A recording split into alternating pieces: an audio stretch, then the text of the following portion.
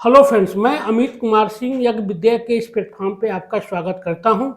दोस्त, हम UP police भर्ती 2024 के लिए जो बैच शुरू किए हैं, आज हम हिंदी का 23वां और टोटल 30वां वीडियो लेके आ रहे हैं। हिंदी का 23वां वीडियो है। हम आज यहाँ पढ़ेंगे कि रस रस क्या होता है। रस मतलब क्या होता है? स्वाद। आप जिसे भोजन करते हैं, भोजन में जो स्वाद मिलता है उसको क्या कहा जाता है? रस कहा जाता है। उसी तरह काव्य में, गद्य में, पद्य, काव्य काव्य में जो जो हमको पढ़कर जो क्या होता है और अनुभूति होती है, जो खुशी मिलती है, उसको क्या कहा जाता है? रस कहा जाता है। तो आज हम रस के बारे में पढ़ेंगे। यह भी हिंदी के आपके सिलेबस का एक महत्वपूर्ण विषय है। आज हम अब आगे बढ़ते हैं। देखिए, इसी के साथ हम अभी बता रहे थे कि जो हम लोग यूपी पुलिस भर्ती 2024 के लिए जो शुरू किए हैं बैच, उसमें हम लोग मैथमेटिक्स का भी क्लास ले रहे हैं। उसी के साथ आपको जीके का क्लास है, करंट अफेयर्स का क्लास चल रहा है, और क्या कहते हैं, इसी के साथ यूपी पुलिस भर्ती जो ऑपरेटर की जो वैकेंसी आई है, उसके लिए कंप्यूटर का भी वीडियो यहाँ उपलब्ध है। इसलिए आप यहाँ पे हमारे चैनल यज्ञविद्या.com पे ज़्यादा से ज़्यादा सर्च कीजिए। आपको यहाँ फ्री मटेरियल भी मिलेगा और आपको यहाँ सभी वीडियो उपलब्ध हैं, जिससे आपको ज़्यादा से ज़्यादा फायदा होगा। इसी के साथ हम लोग आगे बढ़ते हैं। यह है हिंदी का सिलेबस। देखिए, सिलेबस मुझे बताने की जरूरत नहीं है, क्योंकि हम लोग अपने तमाम पीछे के वीडियो में पूरा यूपी जो पुलिस की जो सिलेबस है उसको बताते हुए आ रहे हैं। इसलिए इस पे हम लोग ज़्यादा चर्चा नहीं करेंगे। इसी के साथ हम लोग सीधे बढ़ते हैं अपने आज का जो हम क्लास लेने जा रहे हैं, वह रस है। रस के बारे में आप बता दिए कि रस मतलब क्या होता है। रस मतलब स्वाद होता है। जैसे भोजन हम करते हैं तो हमको क्या होता है? स्वाद की अनुभूति होती है। उसी तरह काव्य पढ़ने से जो हमको खुशी मिलती है, वह क्या होता है? वह उसका स्वाद है। इसीलिए हम यहाँ पे रस मतलब स्वाद। अब इसी के साथ हम लोग बढ़ते हैं।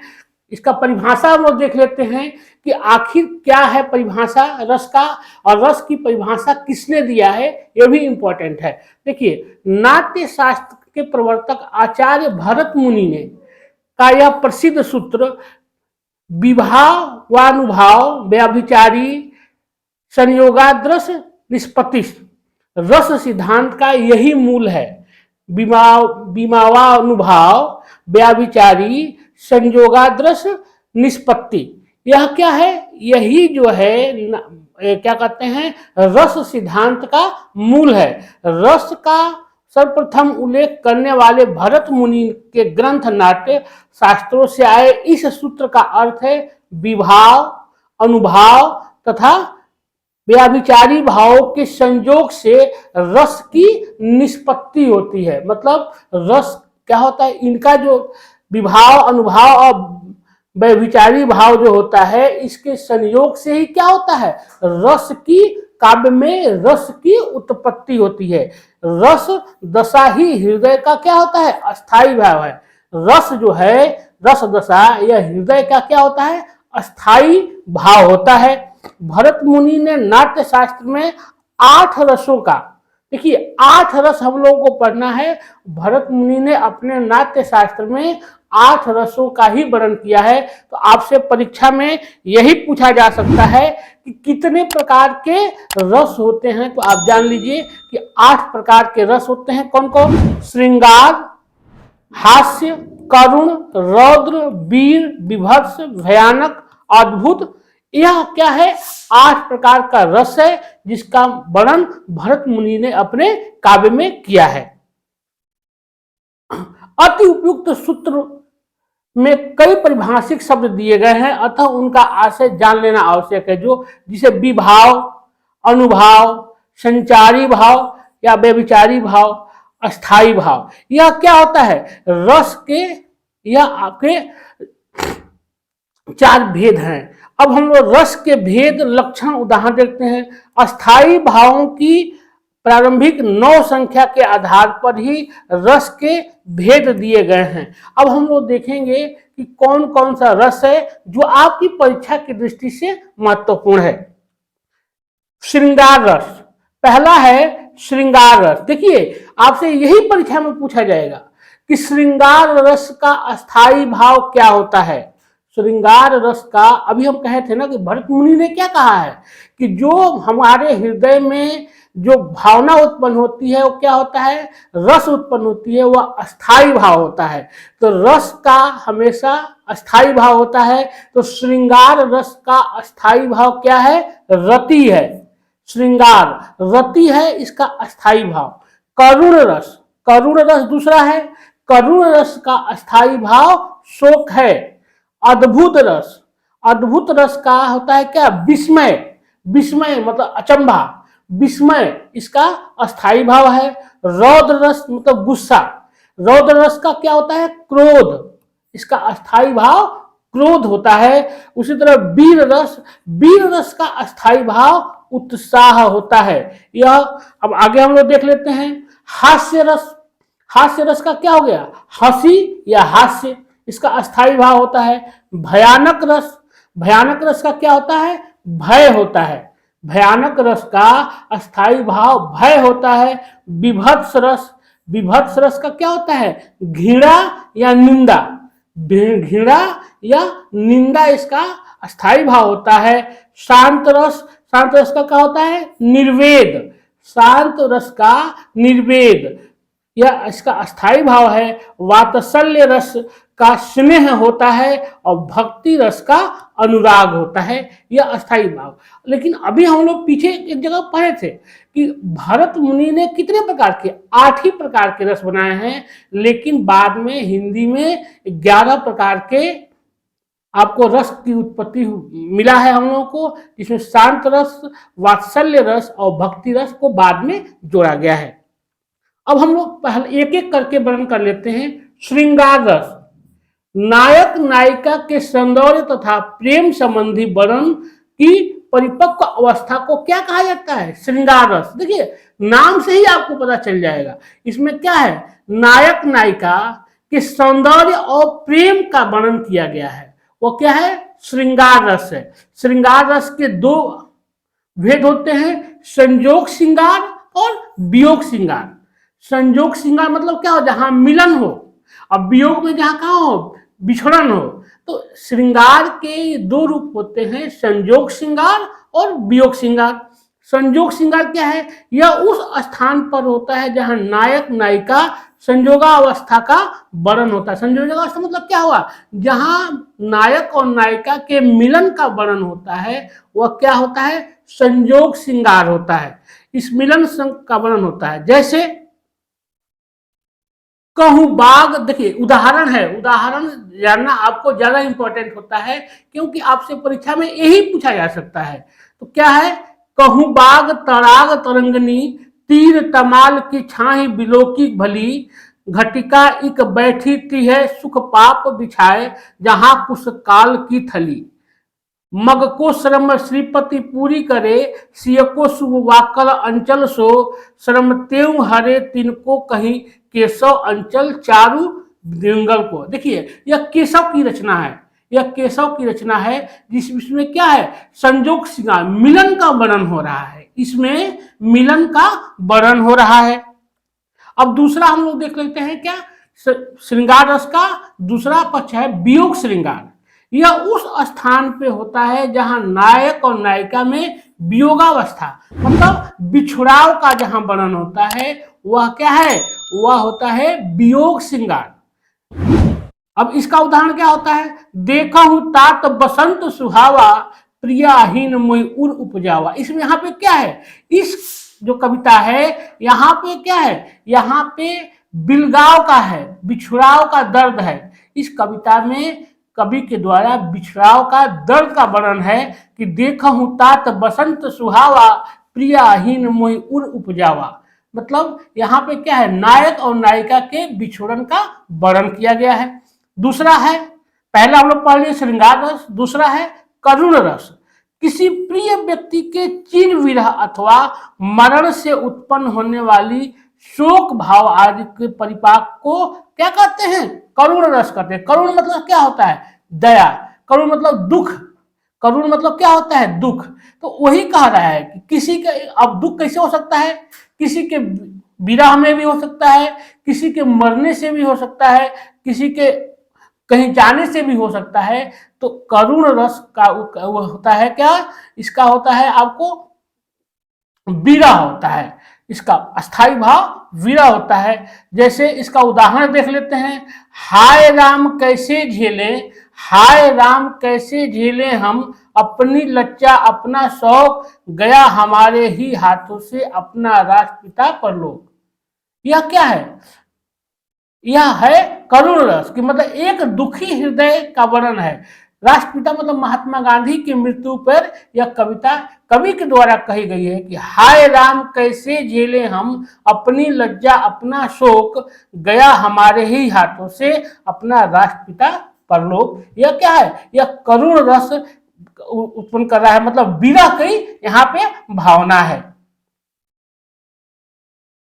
एक और इसका उदाहरण देख लीजिए, धोखा न दो भैया मुझे, धोखा न दो भैया मुझे इस भांति आकर के यहाँ, मझधार में मुझको बहाकर तात जाते हो कहाँ। सीता गई तुम भी चले मैं भी न जीऊंगा यहाँ, सुग्रीव बोले साथ में सब जाएंगे बानर वहां। यह क्या है, शब्द कोश के अनुसार बानर और बानर दोनों क्या है, शुद्ध है। कहने का मतलब क्या है, देखिए, धोखा न दो भैया मुझे इस भांति आकर के यहाँ, मझधार में मुझको बहाकर तात जाते हो कहाँ। सीता गई तुम भी चले मैं भी न जीऊंगा यहाँ, सुग्रीव बोले साथ में सब बानर जाएंगे वहां। मतलब क्या है यहाँ पे, यहाँ पे क्या है, यहाँ पे जो है करुण रस का वर्णन है। इसमें करुण रस का वर्णन है कि राम जी का सीता जी से विछड़न हो गया है। इसी तरह आपको लक्ष्मण को शक्ति बाण लगा है, तो उसको भी लेके राम दुखी हैं। एक तो सीता के लेके पहले से दुखी हैं, फिर लक्ष्मण को अपने भाई को लेके दुखी हैं। वहीं पे इस रचना का वर्णन किया गया है, जो किसका है, करुण रस का उदाहरण है। तीसरा है अद्भुत रस। अद्भुत मतलब जो आश्चर्य उत्पन्न करता है, अद्भुत आश्चर्य, इसका अस्थाई भाव क्या होता है, आश्चर्य होता है, विस्मय। विचित्र अथवा आश्चर्यजनक वस्तुओं के द्वारा वर्णन द्वारा उत्पन्न विस्मय भाव की परिपक्वता अवस्था को क्या कहते हैं, अद्भुत रस कहते हैं। जो विस्मय मतलब आश्चर्यचकित कर दे वो क्या होता है, अद्भुत रस है। इसका अस्थाई भाव क्या होता है, इसका अस्थाई भाव आश्चर्य होता है। अद्भुत रस का अस्थाई भाव आश्चर्य होता है। अब इसको उदाहरण के द्वारा हम लोग देख ले, देख यशोदा शिशु के मुख में, देख यशोदा शिशु के मुख में सकल विश्व की माया, क्षण भर को वह बनी अचेतन, हिल न सकी कोमल काया।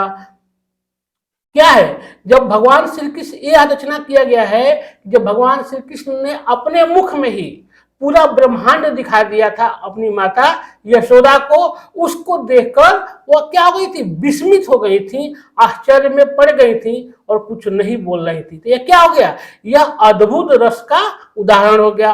अंबर में कुंतल जाल देख पद के नीचे पाताल देख, मुट्ठी में तीनों काल देख, मेरा स्वरूप विकराल देख, सब जन्म मुझी में पाते हैं फिर लौट मुझी में आते हैं। यह वर्णन कहाँ किया गया है, यह किया गया है जब श्री कृष्ण भगवान शांति दूत बनकर, जब श्री कृष्ण शांति दूत बनकर हस्तिनापुर जाते हैं पांडवों की तरफ से, तो वहां पे जब उनको बांधने का प्रयास दुर्योधन के द्वारा किया जाता है, तो यह रश्मि रथी में रामधारी सिंह दिनकर ने इसका वर्णन किया है कि अंबर में कुंतल जाल देख पद के नीचे पाताल देख, मुट्ठी में तीनों काल देख, मेरा स्वरूप विकराल देख, सब जन्म मुझी में पाते हैं फिर लौट मुझी में आते हैं। यह रचना किया गया है रामधारी सिंह दिनकर के द्वारा, जो किसका, वहां भी सब लोग विस्मित हैं, किसका, श्री कृष्ण का विकराल रूप देखकर, उनका विकराल रूप देखकर सब लोग विस्मित है। तो यह क्या हो गया, यह भी अद्भुत रस का उदाहरण प्रस्तुत करता है। चौथा है रौद्र रस। रौद्र मतलब क्या होता है, गुस्सा, क्रोध। इसका स्थायी भाव क्या हो गया, क्रोध हो जाएगा। किसी व्यक्ति के द्वारा क्रोध में किए गए अपमान आदि से उत्पन्न भाव परिपक्व अवस्था को क्या कहा जाता है, रौद्र रस कहा जाता है। इसका उदाहरण, रौद्र मतलब गुस्सा होता है, आप इसी से समझ लीजिए बस। अब इसका हम लोग उदाहरण देख लेते हैं कि अतिरस बोले वचन कठोर, वेग दिखाऊं मूढ़ नत आजू, उलटहूं मही जहर लग तवराजू। यह क्या है? यह किसका उदाहरण? रौद्र रस का उदाहरण यह प्रस्तुत कर रहा है, जिसमें क्या है? गुस्से का भाव है, गुस्से का भाव है। अगर एक और उदाहरण देख लेते हैं हम लोग, जो राउर अनुशासन पाऊं, कंदुक ये ब्रह्मांड उठाऊं, काचे घट जिम्मेदार हूं फोरी, सको मेरु भूल यह न तोरी। यह क्या है? यह लक्ष्मण संवाद है, परशुराम लक्ष्मण संवाद से इसको लिया गया है कि अगर मैं आपकी आज्ञा पाऊं तो इस पृथ्वी को कंडूक के समान उठा के फोड़ दूं। यह लक्ष्मण जी राम जी से कह रहे हैं। तो यहाँ भी क्या है? रौद्र रस, गुस्से का इस रचना में वर्णन है, जो रौद्र रस का उदाहरण प्रस्तुत करता है। अब हम लोग देखते हैं पांचवा जो है वो है क्या है? वीर रस, उत्साह नामक अस्थाई भाव जब विभवादि के संयोग से परिपक्व होकर रस में परिणत होता है, तब क्या होता है? वीर रस की उत्पत्ति होती है। क्या कह रहा है? कि उत्साह नामक अस्थाई भाव, वीर रस में उत्साह नामक अस्थाई भाव जब विवादी के संयोग से परिपक्व होकर रस रूप में परिणित होता है, उसको हम क्या कहते हैं? वीर रस कहते हैं। वीर रस के चार भेद होते हैं, याद रखिएगा, युद्ध वीर, दान वीर, धर्म वीर और दया वीर। यह क्या होता है? वीर रस के चार भेद हैं। अब इसका हम लोग उदाहरण देख लेते हैं, क्या होता है वीर रस का? मानव समाज में अरुण पड़ा, मानव समाज में अरुण पड़ा, जल जंतु बीच ही हो वरुण पड़ा, इस तरह भभकता राणा था, मानव सर्प में गरुड़ पड़ा। यह क्या है? यह वीरता का वर्णन किया गया है, यह वीरता का वर्णन किया गया है। एक और उदाहरण इसका है कि हाथ गयो प्रभु को कमला कहे, हाथ गयो प्रभु को कमला कहे, नाथ कहा तुमने चितधारी, तंदुल खाए मुट्ठी दुई दिन, कियो तुम्हें दुख होक बिहारी। यह बिहारी की रचना है। यह भी किसका वर्णन कर रहा है? वीरता का वर्णन कर रहा है। खाए मुट्ठी तीसरी जब नाथ, कहा निज बास की आस बिसारी, रंग ही आप समान कियो तुम, चाहत आप ही होत भिखारी। यह क्या है? यह सुदामा और इनका जो मिलन है, जो वहां पे वर्णन किया गया है, कृष्ण के वीरता का वर्णन किया गया है। यह किसके द्वारा किया गया? बिहारी कवि के द्वारा किया गया है। यह किसका उदाहरण है? यह वीर रस का उदाहरण।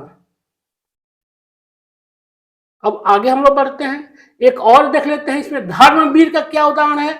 तीय तीय शिरोमणि सिय तजी, यही पावक की कलुसाई दही है, धर्म धुरंधर बंधु तजोपुर, लोगन की विधि बोल कही है, किस निस निचाचर की करनी, न सुनी न बिलो की चित्त धर रही है, राम सदा ससागत की अनखोही, कैनसी सुबह सही है। यह क्या है? यह धर्मवीर, अभी हम लोग बताए ना कि क्या है, वीर रस के चार होते हैं, तो उसमें धर्मवीर का यह उदाहरण है।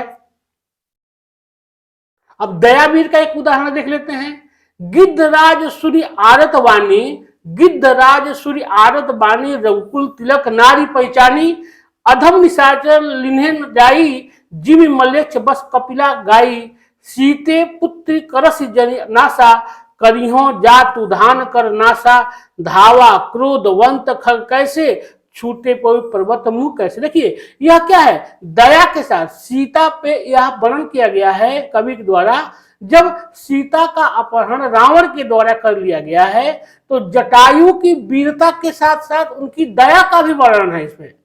वो सीता पे दया कर रहे हैं और इसी के साथ उनकी क्या है? वीरता का भी वर्णन है। तो ये क्या है? यह भी दया बीज रस का उदाहरण है। छठा है हास्य रस। हास्य रस क्या है? जिसमें हंसी उत्पन्न हो, विकृति आकार वाणी वेश चेष्टा आदि के वर्णन से उत्पन्न हास्य, मतलब हंसी की परिपक्वता अवस्था को क्या कहते हैं? हास्य रस। इसका स्थायी भाव क्या होता है? हंसी होता है। हास्य रस का स्थायी भाव हंसी, मतलब कहने का मतलब क्या हुआ? जिसको देखकर मतलब उसके किसी के विकृति रूप को देखकर, आकार को देखकर, वाणी से, वेशभूषा से हंसी जो उत्पन्न होती है उसको हम क्या कहते हैं, हास्य रस कहते हैं।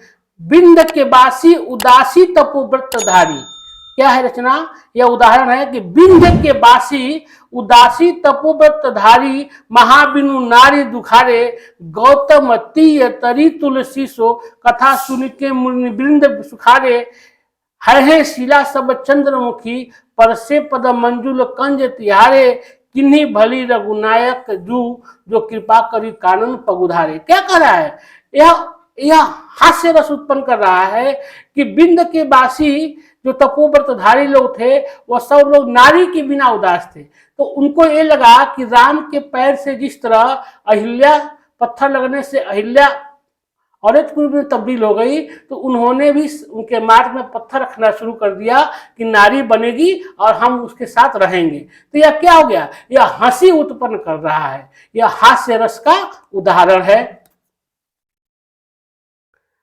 अगला है भयानक रस। भयानक रस, जब किसी भयानक या अनिष्टकारी व्यक्ति या वस्तु को देखने से या उससे संबंधित वर्णन करने या किसी अनिष्टकारी घटना का स्मरण करने से मन में जो व्याकुलता उत्पन्न होती है उसे क्या कहते हैं, भय कहते हैं। भयानक रस का स्थायी भाव क्या होता है, भय। भय डर, मतलब जो हमारे अंदर डर उत्पन्न होता है, इसका अस्थायी भाव क्या होता है, भय होता है या डर होता है। भानुदत्त के अनुसार भय का परिपोष अथवा संपूर्ण इंद्रियों का विक्षोभ ही क्या होता है, भयानक रस है। यह कौन कहता है, भानुदत्त कहते हैं। अब इसका उदाहरण हम लोग देख लेते हैं। बालधि विशाल विकराल ज्वाल जाल मानो लंक लिलिबे को काल रसना पसारी है कैदो बयोम विधिका भरे हैं भूरी धूम केतु वीर रस वीर तरवारी सी उधारी है। ये क्या है, एक रचना है आपको, जब हनुमान जी लंका दहन कर रहे हैं तो उनका रूप देख के क्या होता है, जो राक्षस है वो काफी डर गए हैं, उनके अंदर क्या है, उनके अंदर भय उत्पन्न हो गया है। उनको देखकर, हनुमान जी को देखकर, रौद्र रूप को देखकर भय उत्पन्न हो गया है। तो यह किसकी उदाहरण है, यह भयानक रस का उदाहरण है। एक और उदाहरण देख लीजिए आप लोग। एक और अजगर ही लखी एक और मृग सराय विकट बतोही बीच ही पर्यो मरछा खाए। यहाँ पे क्या होगा, यहाँ इसमें भी क्या कह रहा है कि एक तरफ मृगसराय, एक तरफ सिंह है, एक तरफ अजगर है, उसके बीच में कोई फंसा हुआ है और वो क्या है, वह इसको देख के डर गया है, उसके अंदर भय उत्पन्न हो गया है। तो यह भी किसका, भयानक रस का उदाहरण है। आठवां है विभत्स रस। विभत्स रस, इसका क्या होता है, जुगुप्सा अस्थाई भाव होता है, विभवादि भावों के द्वारा परिपक्वता अवस्था में होता है, तब विभत्स रस जाता है। जैसे जुगुप्सा, जुगुप्सा नामक अस्थाई भाव इसका है। अब इसका क्या उदाहरण है, आंखें निकाल उड़ जाते, आंखें निकाल उड़ जाते क्षण भर उड़ कर आ जाते सौ जीभ खींच कर कौवे चुभला चमला कर खाते भोजन में श्वान लगे मुर्दे थे भूपर लेटे मांस चाट लेते थे चटनी सम बहते बेटे।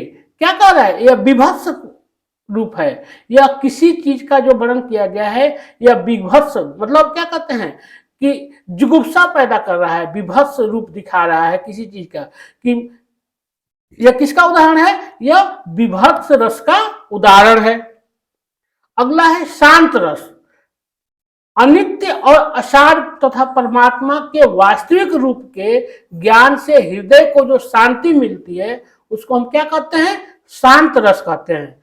तो शांत रस का क्या हो गया, अस्थाई भाव, शांति हो गया। कि मतलब जो परमात्मा के वास्तविक रूप का जो जिसको ज्ञान प्राप्त हो जाता है और उससे जो हमको अस्थाई शांति मिलती है वो क्या है, शांत रस है। यह अभिव्यक्त होकर शांत रस में परिणत हो जाता है। दूसरे शब्दों में निर्वेद परिपक्वता अवस्था को क्या कहते हैं, निर्वेद परिपक्वता अवस्था को शांत रस कहते हैं। जैसे देख मैंने आज जरा, जो इसका उदाहरण देख लीजिए, जो जावेगी क्या ऐसी मेरी ही यशोधरा, जो जावेगी क्या ऐसी मेरी ही यशोधरा, हाय मिलेगा मिट्टी में वह वन सुबर खरा, सूख जाएगा मेरा उपवन जो है आज हरा, सौ सौ रोग खड़े हो सम्मुख, पशु ज्यों बांध पड़ा। यह क्या है? यशोधरा का वर्णन किया गया है। यशोधरा में, यशोधरा रचना किसकी है? मैथिली समरगुप्त की रचना है यशोधरा, जिसमें क्या है, बुद्ध के जाने के, महात्मा गौतम के जाने के बाद का यह वर्णन है कि अब उसके मन में क्या हो गया है, यशोधरा के मन में शांत भाव उत्पन्न हो गया है, ना किसी से मोह ना किसी से माया।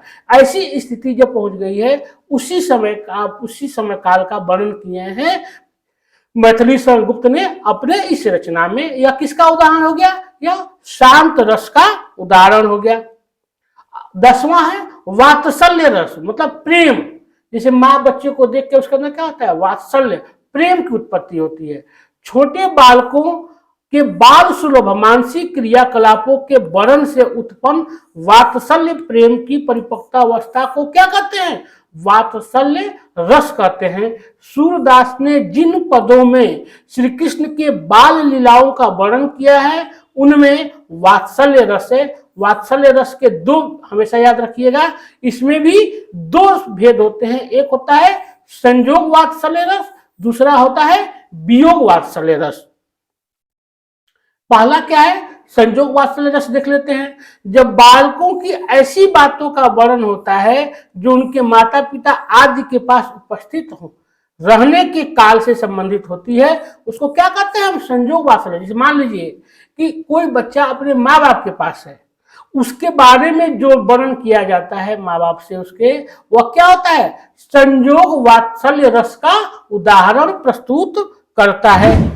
जिसे वरदंत की पंगति कुंडकली, उदाहरण है इसका, वरदंत की पंगति कुंडकली, अधराधर पल्लव खोलन की, चपला चमके धन बीज जगे, ज्यों मोजन माल अलोचन की, घुंघरारी लटे लटके मुख ऊपर, कुंडल लोल कपोलन की, न्योछारी प्राण करे तुलसी, बलि जाऊं लला इन बोलन की। यह क्या है? यह राम और उनके चारों भाइयों के बचपन का वर्णन है। उनके माता पिता के सामने जो उनका रूप है, उसका वर्णन तुलसीदास जी ने किया है। यह क्या करा है? यह संयोग वात्सल्य का हमको उदाहरण यह प्रस्तुत करता है, यह तुलसीदास जी की रचना। अगला है वियोग वात्सल्य रस। क्या है वियोग वात्सल्य? जब बालकों के माता पिता आदि से अलग हो जाने पर उनको या उनके कारण माँ बाप की दशा का वर्णन होता है, उसको हम क्या कहते हैं? वियोग वात्सल्य रस कहते हैं। क्या कह रहा है कि जहां देखिए वियोग जहां होगा मतलब बिछुड़ाव।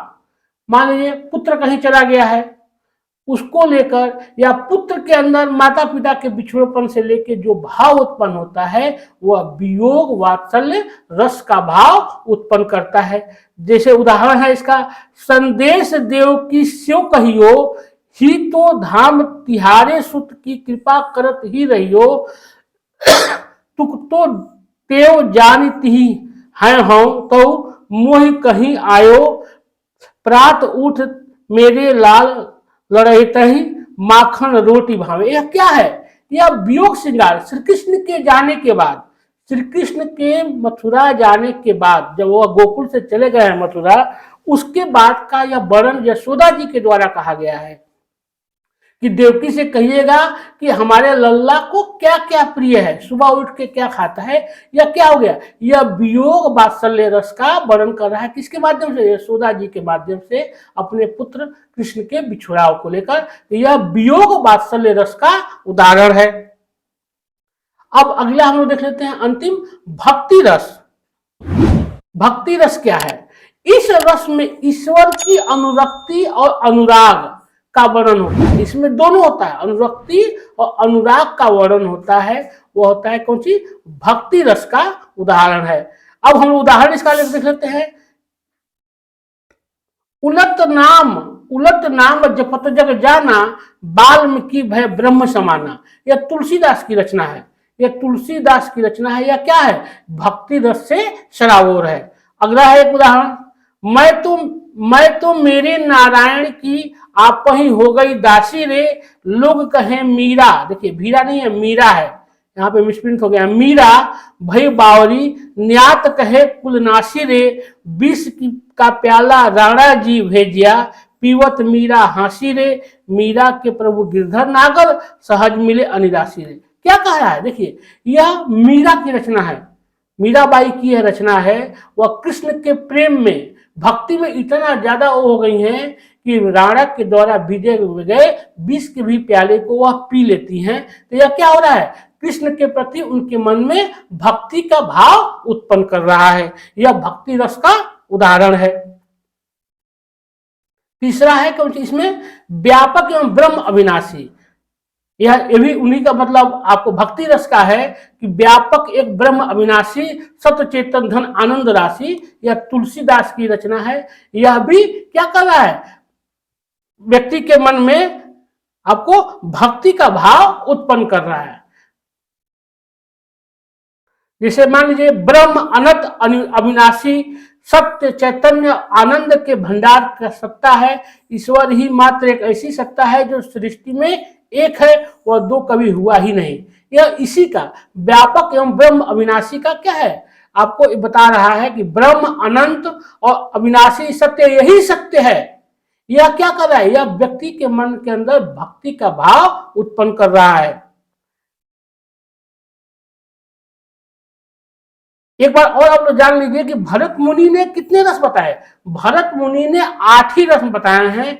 शांत रस 9वां रस माना गया है, 10वां 11वां रस के रूप में क्रमशः वात्सल्य रस और भक्ति रस। ये क्या किया, भरत मुनि ने तो 8 ही रस बताए, लेकिन 3 जो रस हैं आपको शांत रस, वात्सल्य रस और भक्ति रस को हिंदी साहित्य में बाद में इसमें जोड़ा गया है।